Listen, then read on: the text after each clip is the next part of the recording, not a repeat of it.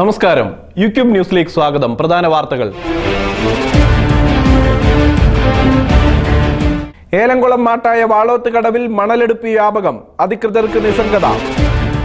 കുറഞ്ഞ സ്ഥലത്ത് കൂടുതൽ വിളവെടുക്കുന്ന പരീക്ഷണ കൃഷിയുമായി ഏലംകുളം സ്വദേശി.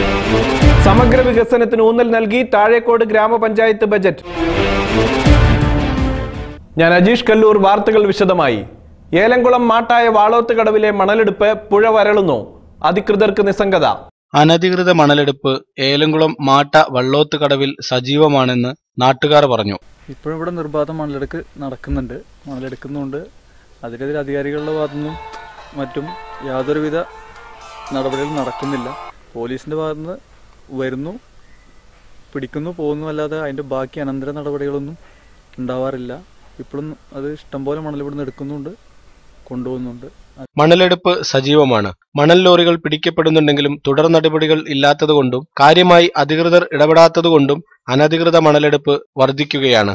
വേനലാവുന്നതോടെ മണലെടുപ്പ് രൂക്ഷമായാൽ നശിക്കുന്നത് ഒരു ജനതയുടെ കൂടി തന്നെ വെള്ളസ്രോതസ്സാണ്. പ്രദേശത്ത് തടയണ കെട്ടിയിട്ടുണ്ടെങ്കിലും മണലെടുപ്പ് കാരണം തടയണയും പ്രയോജനം ചെയ്യാത്ത അവസ്ഥയിലാണ് ഉള്ളത്. സ്വന്തം കൃഷിയിടത്തിൽ കുറഞ്ഞ സ്ഥലത്തെ കൂടുതൽ വിളവെടുത്ത് ശ്രദ്ധേയനാവുകയാണ് ഏലംകുളം സ്വദേശി മൊയ്തു.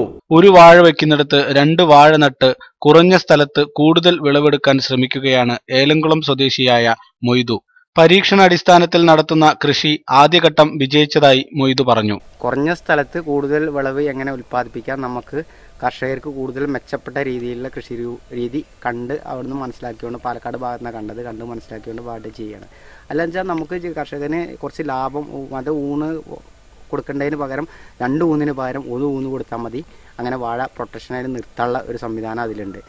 പിന്നെ അതിൻ്റെ ഇടവേളയായിട്ട് നമുക്ക് വേണമെങ്കിൽ മറ്റു കൃഷികൾ ചെയ്യാനുള്ള സൗകര്യം കിട്ടും. കുറഞ്ഞ സ്ഥലത്ത് കൂടുതൽ ഉൽപ്പാദനം എങ്ങനെ ചെയ്യാന്നുള്ള ഒരു മെസ്സേജ് അതിന് കൊടുക്കാൻ കഴിയുന്നു എന്ന വിശ്വാസത്തോടെയാണ് തുടങ്ങുന്നത്. 50% ലാഭം നേടാമെന്നാണ് മൊയ്തു പറയുന്നത്.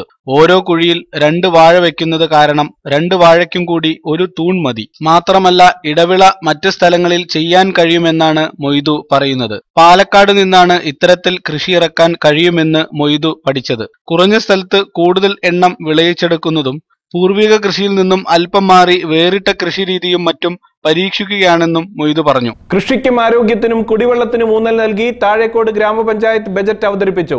താഴേക്കോട് ഗ്രാമപഞ്ചായത്ത് 12,70,00,000 രൂപയുടെ budget panchayat vice president AK Nasar അവതരിപ്പിച്ചു.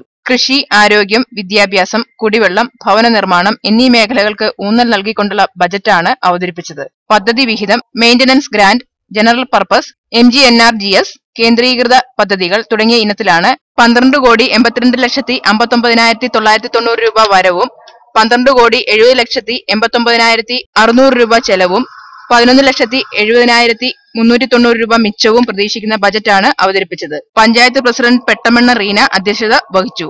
മെമ്പർമാരായ V Haneefa, VP Rasheed master, MJ Mathew എന്നിവർ ബജറ്റ് ചർച്ചയിൽ പങ്കെടുത്തു.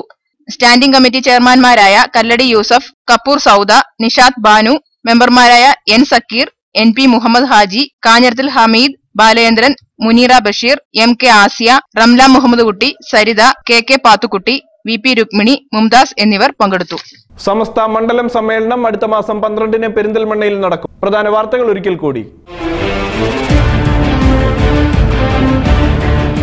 ഏലംകുളം മാട്ടായ വാളോത്ത് കടവിൽ മണലെടുപ്പ് വ്യാപകം. അധികൃതർക്ക് നിസ്സംഗത. കുറഞ്ഞ സ്ഥലത്ത് കൂടുതൽ വിളവെടുക്കുന്ന പരീക്ഷണ കൃഷിയുമായി ഏലംകുളം സ്വദേശി. സമഗ്ര വികസനത്തിന് ഊന്നൽ നൽകി താഴേക്കോട് ഗ്രാമപഞ്ചായത്ത് ബജറ്റ്. ഈ വാർത്താ ബുള്ളറ്റിൻ ഇവിടെ അവസാനിക്കുന്നു. നന്ദി, നമസ്കാരം.